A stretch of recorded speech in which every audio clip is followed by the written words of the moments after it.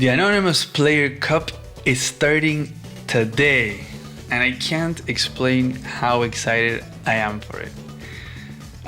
For those that maybe don't know what it is, I'll do a little brief overview right now. It's a tournament that I'm hosting of Advanced Wars in live standard format, and we're gonna have 12 top players, and they're gonna be playing in group stage / qualifier kind of stage in 8 maps, which are of the map pool that I picked for this tournament, which we will go over in a second. But they'll be playing there in these groups, and then the top 8 from those will move on to the main event, which has this gimmick of this tournament, which is that they'll be given these secret identities, right? They'll become these anonymous players. We will know the 8 players that are in the main event, right? But once they're there, they'll be given these identities, and we won't know who is who. They won't know who is who, so they won't know who they're playing against, stuff like that. So there's going to be a lot of mind games possibly going on, trying to guess who you're playing against, and us and the audience, and it's going to be a lot of fun. Also, full disclaimer, this is not an idea that I've originally came up with. This is totally this is an idea from another community, from the Age of Empires 2 community, which I love a lot. T90 is a caster from that community, and he has that tournament called Hidden Cup, where he has this kind of gimmick of the secret identities. So it's just a little copy paste, but applied to Advanced Wars. But it works so well in that community. It's one of my favorite tournaments in that community that, I thought it'd be a really great idea to have it here. So let's move on to the maps of this tournament. We already talked about the players in another video. You can go check that out if you want. But yeah, let's move on to the maps. There's 8, right? There's 8 maps, and we have kind of an array from classic, well-proven kind of maps to kind of newer maps and more spicy, crazy kind of maps that, some of these maps you will not see on the live league because they are too crazy. But hey, these are top players, so they can probably handle it, and it'll be great content. So there's gonna be a mix from 3 base maps, 2 base, so base light maps, mixed base with 4 base maps, and there's even one that has contested bases. So let's go one at a time, and let's start off with this one. So we have Celeste, and this map is a 3 base map with 1 airport. It is really high income. This is one of the more well-proven classics kind of map. It plays really well in async and live. It just has a ton of income, and vehicle reinforcements, or in general just the bases, are so close to the front line, so you're gonna see action really fast. You're gonna see tanks attacking, capturing infantry really quickly. The airport, although it seems like safe, it really isn't that safe if you're not careful. You do have to send like your first infantry over to capture this one city, and then go over to the airport, or else this base can try to interrupt it. If you don't get your airport, you're in big trouble, because you know what? Something that I didn't say, they'll be playing with stealth available. And usually stealths are banned, but in this map there's such a crucial part of this map, the stealths, because they're such a good end game kind of objective, right? If you're able to, in the mid game, kind of late game, take out your opponent's airport, and you have both airports, then you can start making stealths, and then you can end the game. It's definitely a good addition. I think there's a lot of people that don't like the idea, but I think it's going to be really great, because if not, if stealths are not an option, then the airport kind of loses the purpose a little bit of trying to take it out, and then it kind of just becomes an overall brawl over here in the middle. So adding that objective over to the airport kind of spreads out the fight, towards the sides, and kind of gives us that nice diagonal front fighting that this map really thrives in async. So I think it's going to be a lot of fun. Of course, it's going to be tricky. once they're stealth out, but the point is to not get to that point, right? It's not about like, oh, we're gonna see stealths. It's more of like, okay, if stealths are out, then you've kind of won. But I don't know, maybe not. Maybe if you take over a big chunk of the map and they get both airports, they make stealths, but maybe they don't have the money, maybe they don't get enough damage, maybe you get an HQ cap. There's so many things that can happen in this map. So I wanted to show here, but this is a little bit of a case scenario of the first few turns of this map. You're gonna be capping. There's just so many captures that you have to go through, right? And the airport you want to get as quick as possible, or else these tanks can start threatening that airport capture. So this map is going to be a lot of fun. So this map is going to be tier 1, I forgot to mention. So that's going to make it Von Bolt, Sasha, Hawk, Javier. So you have 4 COs, and they're all pretty viable, right? Von Bolt is always pretty good in standard, even better in live. Then you have Sasha, who is also really good. It's kind of similar to Von Bolt because she gets the power like every other turn. She gets that extra fun, so she's going to try to make vehicles earlier, try to outnumber vehicle count wise, not really strength wise. Then you have Hawk, that he could do pretty well here because the income is pretty high. If he can somewhat stabilize, maybe fall behind one property, that'll be fine, and then get those powers rolling. I don't think even Sasha can stop Hawk from getting powers on this map because there's so much income. Like, she'll be able to stop him from getting a few, but eventually Hawk will start getting those powers. And then you have Javier, because the com tower is pretty safe and it's a really great artillery map as well. So all 4 picks are really viable, so it's going to be interesting what the players decide to use. Moving on, we have It That Betrays. It That Betrays tier 2. This is another 3 base map with 1 airport. The only thing about this airport is that it's really late. It's a pretty late airport just due to the capture phase. You have the bases pretty close to each other. It is really choky. There's going to be a lot of fighting over here in this area next to this lab. Also around this city next to the mountain. So these are like the main fighting points. Trying to control this area right here is going to be really important. Like these 2 bases fighting against each other. You might reinforce with this base as orange. Maybe you reinforce with this base as gray. So this base is kind of split between reinforcing this weaker part or the stronger part. It's really tricky. Airport comes in really late. You can also capture, like this base can capture over here and maybe go for the airport, so you can get both. You can also come all the way over here, so you're gonna force this base to kind of be really awkward going to one side to the other. Tier 2 means we have Sammy, definitely viable here. Very close bases, you can make mechs here for sure. Probably this base can make mechs to defend or attack really nicely.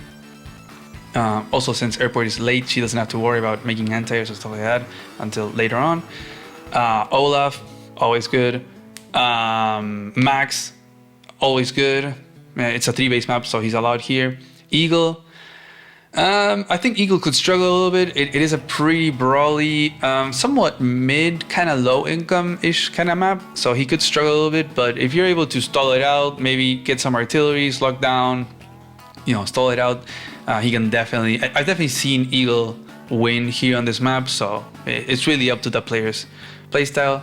And of course, because of the recent changes in COs, Kindle is also tier 2 here. So Kindle is also going to be an option. So interesting to see.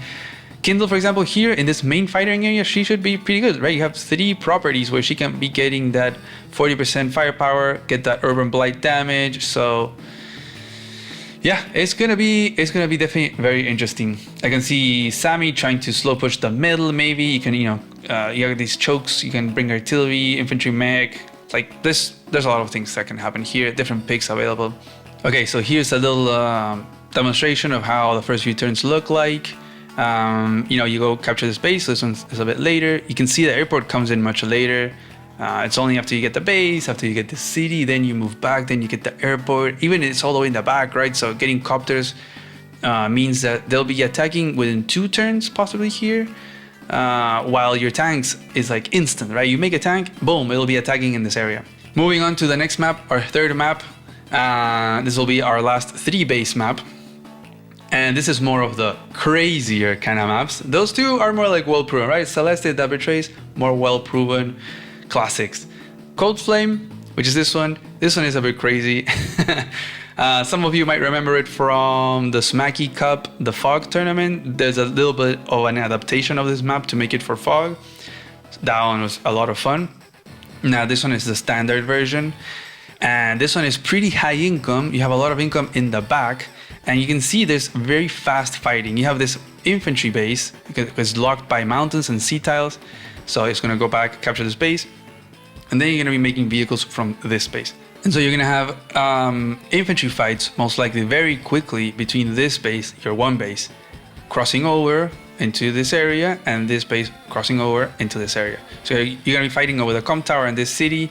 Lots of good terrain tiles, right, to attack from and defend and interrupt, stuff like that. Same over here, right? These are the only com towers on the map. So it's a matter of like, how much do you want to invest early to fight over this area, over the com tower, over the city? Or do you want to greed out and go for all these captures? You can go for the city, for this one you can go back, get this 1, 2, 3, 4 capture, somewhat chain. It takes you 2 turns to get to each. But you have a lot of captures. You also have to go towards the middle, get this city, go for this one, go for this airport, go for this one, go for that. Like, there's so many cities, right? So there's that little clash of like, do you want to fight early here or not? And this is going to be tier 3.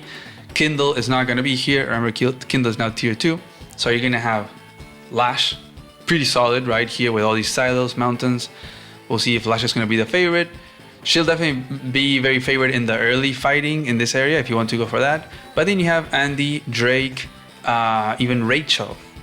And all of those are going to thrive more in a more later stage. If you're able to kind of, weather out the storm of this early fighting, maybe go for more income and then kind of build up army and stuff like that, then they can do really well. You can definitely flip the base as well. Like, I've seen the one base get flipped so many times because this army, the 2 base, and there's also another airport right here, so this kind of pours down. You can have an artillery lock here, double artillery, triple. You have 4 artillery locking this down. It makes it really awkward for this base also to come out. Like, even a tank does 2, 4, 6, so it's like sits on this road. It's really awkward. So it can get overwhelmed pretty quickly, and if Lash will want to get early advantages from this fighting and get these double com towers, and then maybe win in other battles in the middle, maybe flip the base or not.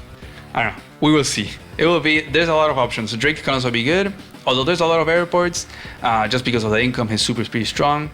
Andy also really good. He's also pretty good in live as well. Pretty high income. You can see this airport pretty strong, so his air units are pretty good. He's also pretty good in what is like HQ captures, base capturing, because even though like if you interrupt the base flip, he can heal up, get the capture anyways. And then Rachel can also be pretty good because the fighting can be pretty choked, like all kind of tight in here. You'll also be losing a lot of infantry because of all that fighting, so you won't have enough infantry to bait the missiles. Yeah, I think a pretty good tier. All of them are solid options. It's going to depend what the players want to do. Here's an image of the first few turns of what it can look like. You can see here all this infantry fighting, these 1 HP infantry already fighting over these cities, com tower, even a recon being made, which apparently reaches the com tower, which a tank wouldn't. So yeah, lots of really early fighting. So if we see this map being used, it's like literally day 1, 2, and 3, it's gonna be boom, boom, boom. If this infantry moves forward, then you're gonna see some fighting. So it's gonna be a lot of fun. Moving on now to our 2 base maps.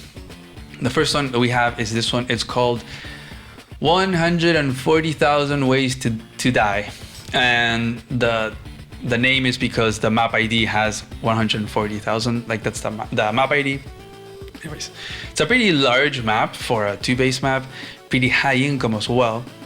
This is gonna be tier 4, and I think it's a great tier for this type of base light because usually base light is very adder centric, just really great copters and infantry.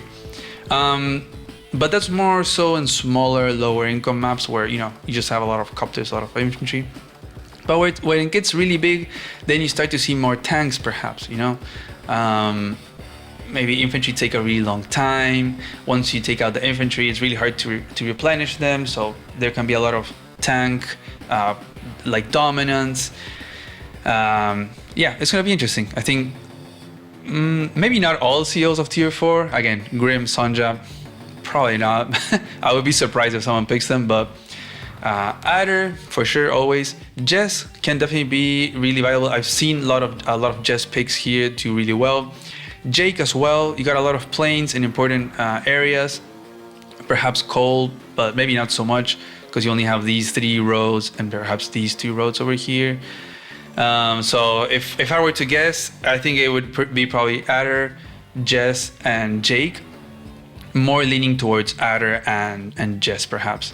So from what I've seen, most of the fighting on this map is mostly around here, around the Com Tower area, around these 2 areas right here. You have these very valuable corners which are really hard to get to, but that's kind of like the main thing. Like you fight over this area because not only if you win here, you get this Com Tower and you get the city, you can then move over safely to capture all these 3 cities, perhaps even later threaten HQ, but get this city, stuff like that. So a very like tactical kind of map in trying to win in these 2 areas. But yeah, very tank heavy. I've seen a lot, so Jess can perform pretty well here. Okay, so here's an image of a game. First few turns, you got a tank over here, and apparently this player made an artillery. Not sure why. I think you really want to make those tanks, but perhaps it is to go and lock down this Com Tower. Maybe makes sense as player 1 will move on here, and then you lock it down with this artillery. Yeah, that's an interesting play. You also have this port. You can eventually make a black port if you want late game to quickly reinforce with infantry this area to capture these triple city area. So yeah, very, very interesting. You can see infantry are pretty low. It's base light, so that's just gonna happen. And yeah, I'm excited to see what happens in this map. This is more of the maybe not so classics and well proven, but it's a more like normal-ish kind of map. And let's move on to the spicier map of the 2 base maps. So here we have You've Got to Know Nothing Lasts Forever. That's the name of the map. Yeah, that's the name of the map. And I think this map is so interesting. It is so different from your usual maps. Maybe it doesn't look like it at a glance, but I'll explain why. It is 2 base. You have an airport. And the airport is really far away, right? Like this is Red's airport. And it's gonna take a long time to go and get it. If you want to rush it, you're going to be skipping over a lot of cities. So yeah, it's a pretty late airport. It's kind of strong in this front, right? It's pretty fast. Boom, it can reach the city in 1 turn with maybe +1 movement. It can reach this city. But yeah, it's a nice strong airport in this area. But this whole mountain range is going to split it from this base. So in a more late game scenario, if purple is kind of winning in this area, then purple can move on to over here, cross over the forest with a single anti-air. Then you're locking down this and you're taking out the airport. You can capture it, and that's kind of like one of the win conditions. I think it's interesting because you have on both sides you have an important objective. You either have the HQ that if purple comes here, wins, can then threaten HQ cap, and on the other side you can win, go for the airport. So really nice there. There's a lot of important stuff here on the sides. You got the Com Tower and these 3 cities. You even have this one that's pretty contested as well. So a lot of value on the sides to drive resources over there, because you'll notice that the center is so close. Like look at this double base right in front of the center. And maybe you're thinking, whoa, they're just gonna fight over the middle. And maybe they will, more power to them if they want to. You can definitely capture these cities really fast. But the thing is that it's very hard to go and flip the opposing city. There's these 2 nice silo tiles for the bases to reinforce. Either interrupt with an infantry, with a tank. You can sit with a tank on this city in 1 turn. You can reach with a tank onto this city in 1 turn, but only from this road tile. So it's really, really hard to go and flip this. You can also make an artillery and like put it here, and then you lock both of them. But then there's that question of like, how much do you want to invest into the middle? Because then maybe the other one can just take over the sides. Like there's these 4 important properties on the sides, and same over here. So if you overinvest a lot, then it can be tricky to kind of shift over this area. So really, really interesting. This is going to be tier 2, but without Max. So tier 2 base light is pretty interesting. Max goes up to tier 1, so he's not available. So we have Eagle, Olaf, Sammy, and then we also have Kindle, of course. And we have Rachel, because she goes up in tier 2 base light. We got 5 possible picks. I think overall, all are probably viable. I think Kindle should do pretty well here. If you look at the property, they're pretty stacked together. And then, I don't know, Eagle is maybe he's gonna have a hard time, but maybe he can stall it out. Eagle's always like that. He kind of wants to reach to a point. He kind of wants to like evenly trade units a little bit just for the charge, so then he can get to the scenario to the point of having almost lightning strike that he can threaten with it, and then it's like, oh no, I'm gonna get hit by lightning strike, that kind of thing. And then Olaf, maybe Olaf does, could do pretty decent. This is somewhat of a high income map. Remember, it's base light, so there's quite a bit of properties. More income means more charge. And if it's pretty brawly, then Olaf should do pretty well with those Winter Furies. Sammy, I've seen Sammy get both of these cities because she gets that day-to-day of the extra capture points, so it can be tricky perhaps. But she's gonna struggle because it's base light, so she's not gonna have too many infantry numbers. We'll see. There's definitely a lot of picks to go around here. Rachel as well. She does well because it's base light, not many infantry, high income. She can get those missiles going without much of it getting baited away. So this is going to be a spicy map that I'm very excited to see how it plays out. So here's an image of the first few turns on this map. You can see how quickly there's a lot of resources sent early to the middle to ensure that you get this city. And then it's like, oh, do I send the tank there? Do I send it towards the side? It's going to be a lot of that kind of thing. So I think this map is pretty interesting. Moving on now to our mixed base maps. We have 2 of them. Mixed base is really tricky in live because there's so much stuff going on. But hey, these are good players, so I think they can handle it. I'll go over at the end of the video how the picking of the map system is, because yes, there's a system. There's like the players will go through a little pick, snipe kind of process for the sets of the maps that they're going to play on. So that's going to be really interesting as well. But let's still focus on the maps. This is Caustic Finale. This is one of the most staple maps of the site. Classic. It's one of the classics of the classics. Yeah, it's a mixed base, 4 base. You have like two base areas, right? Red has these 2 bases and these 2 bases, and then blue and blue. There's no airports, so it's just land vehicles. So it's going to be infantry, tanks, lots of artillery, possibly recons over here in the corners, fighting for these cities over here, and then mostly over here on this section is to control that area with tanks, maybe some artillery, maybe later in the game some medium tanks. It's kind of tricky to know when to start taking up into medium tanks, because as soon as you do, then you don't have enough tanks, so it's really tricky. Possibly if you're winning a tank fight, then you make a medium tank to then just like reinforce your winning foot on that ground, I'm not sure I said that expression correctly, but anyways, yeah, this area, there's only one contested city. But like if you win this area, if you control this area, then you can start contesting this city. But it's mostly just to like cut off these bases from this area. You can possibly, I don't know, threaten this base, threaten an HQ cap. If you control this, you cannot control these corridors as well, and so then you can join the army from this 2 base with yours over here. If you're blue, you can join them over here, and then boom, threaten an end game HQ cap or of some sort.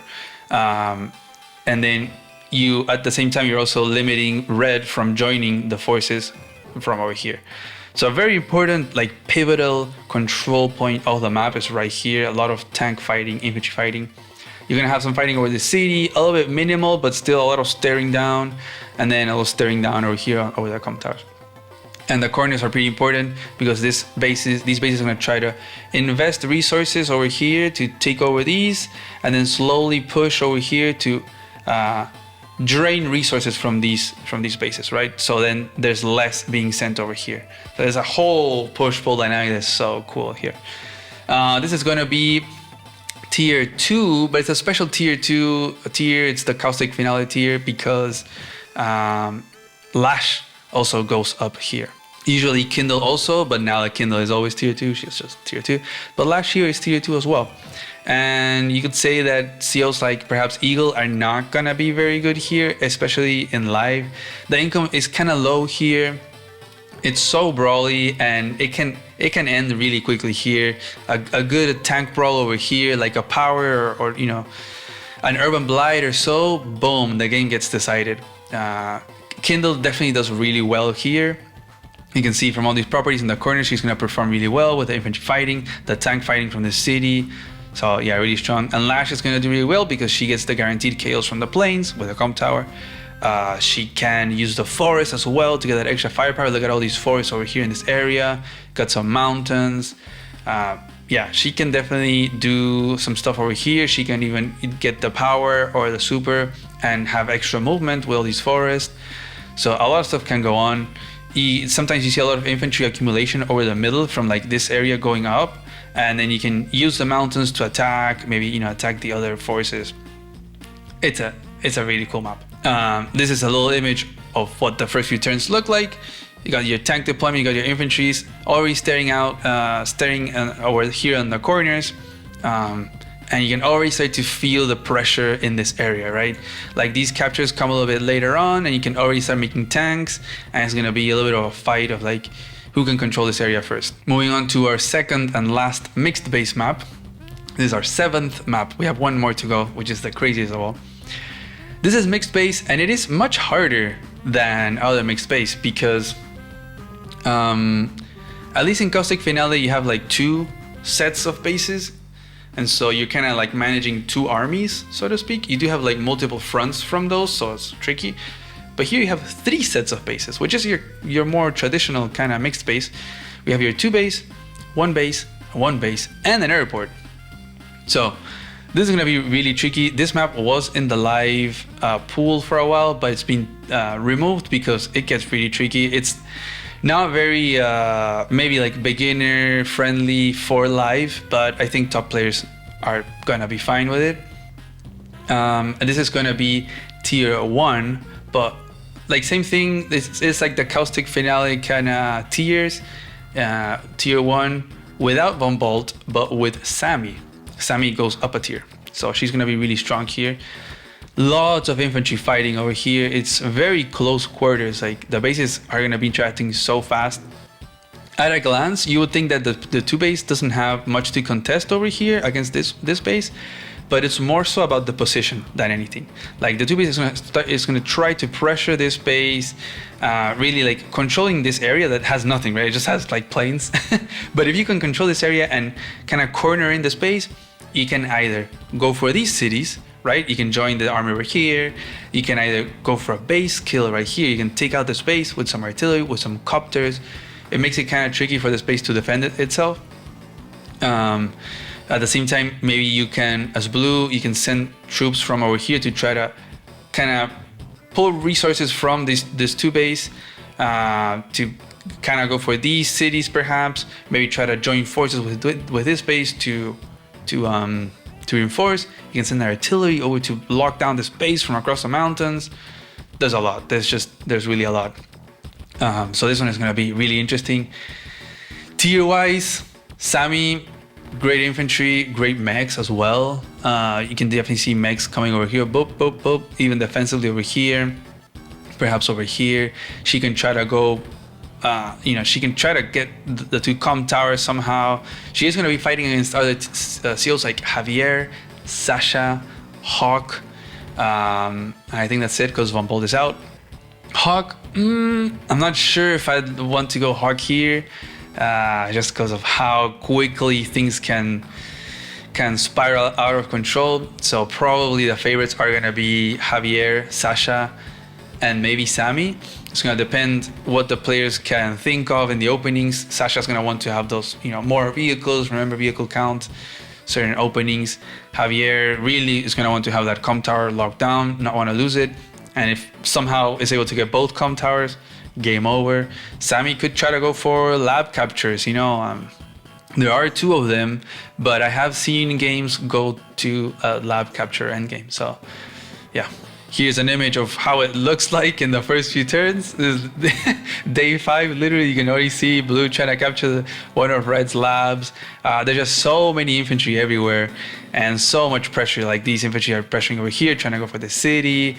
You want to go over here. You got this infantry that came over here. There's just a lot going on. Copters are going to be pretty strong as well. So yeah, nice map. Can't wait to see what happens. Lastly, last but not least, we have the spiciest map of all. This one is called Pirate Caravan. And this one has contested bases. So you're going to see red has 2 bases, black has 2 bases, and then you have this neutral base right in the middle of both of them.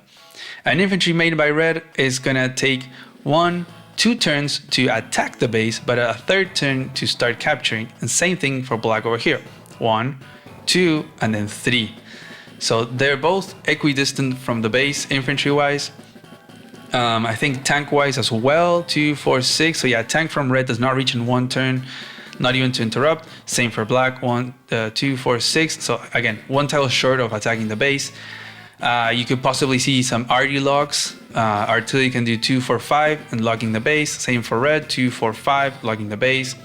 So it's the same for both. So it's gonna be very, very fun to see how much resources do you want to invest into trying to get the base, into trying to interrupt the other one's attempt to getting the base, or simply going for all these captures. Look at all the captures that you have back here. 1, 2, 3, 4, 5, 6 captures in the back, plus these 3 captures, plus the comm tower, plus these 2 cities in the middle. So there's a lot to go for that is not the base. So it's gonna be a really cool balance. This map has been proven to play really well in another live tournament. So I'm really excited to see what happens here. If players pick it, play it, it's gonna be a lot of fun. This is gonna be the tier 2. It's gonna be Kindle, Max, Olaf, Eagle. Yeah, that's like the tier 2. I guess you could also go for Rachel if you want, like, down pick, or how do you say, under pick Rachel. Because in theory it is a 3 base map, but sort of it's kind of base light. There's no airport, so yeah, it's gonna be tricky. You can definitely see Kindle being pretty strong. You got property. Like there's so many properties kind of tightly together. She can definitely get that firepower going. Max always really strong. Gonna get those tanks out. Maybe perhaps recons as well. He's not gonna be able to do like RD locks, but his tanks and recons are gonna wreak havoc. I think a recon goes 2, 3, 4, 5, 6, 7, 8. So a recon actually from this base could reach this base in 1 turn to interrupt. Not something that red can do over here with a recon. So that's the only difference that I see from the bases. And then Eagle, probably not, unless you can somehow really hold down the fort and really not really caring to get the base, trying to threaten to get it, but really not letting the other one get it. Maybe do the RD lock kind of thing and just going for the income and just, again, same thing. The playstyle for Eagle always the same. Trying to get to a stage where he gets at least 100k value. Build that charge to threaten a lightning strike. Olaf, possibly, once his winter fuse get rolling, it's gonna be really hard to capture anything. So here's a little image of what this map can look like. You can see some infantry being sent back to capture some stuff, and you can start to see the pressure on this one base, right? There's no one that's in range to get it because it takes a while. You have to invest like an extra turn just to be in range. But you always have infantry in range to interrupt it. You got this recon right here that will reach the space as well. So yeah, very cool stuff. This is also day 5, and it's all the pressure and fighting is already there. So yeah, this map is gonna be nuts. This map is the spiciest of all. Can't wait to see. Hopefully, we see it being played. Yeah, this one is gonna be a lot of fun. So yeah, that is it. That is all 8 maps of the pool. So how the process is going to work out for picking the maps, because players are going to be having these best of 3 sets, and before playing their maps, their set, they have to pick. So they're going to go through a little system where player A picks 1 map out of the 8, then player 2 picks 2 maps, and then player 1 picks the second map. Then after that, they both have 2 maps selected. Player 2 is now going to snipe one of player 1's maps. So he's going to remove one of the picks from player 1, leaving 1 map only for player 1. And then same thing, player 1 is going to snipe one of player 2's map. So now both of them will have just 1 map. That'll be their home map, right? From that, like they will each pick who is player 1 or player 2 in each of the other one's home map. So like, you know, you as player 2, like if like you have your home map, you're not gonna be able to pick if you're player 1 or player 2, but you'll be able to pick if you're player 1 or player 2 on your opponent's home map to kind of balance it out, you know. So it's not so much like, oh, I have this one map and I have this special opening for player 1, ha ha ha. No, it's like there's gonna be a little bit of randomness there to deter a little bit of that kind of thing. And then the third map of a set, if needed, because maybe they go 2-0, so it's not needed a third one, but the third map will be selected by the staff of APC. Yeah, it's not gonna be picked by the players. So they're both gonna be picking, you know, the first 2 maps. They're gonna play on them. Boom, player 1's map, player 2's map.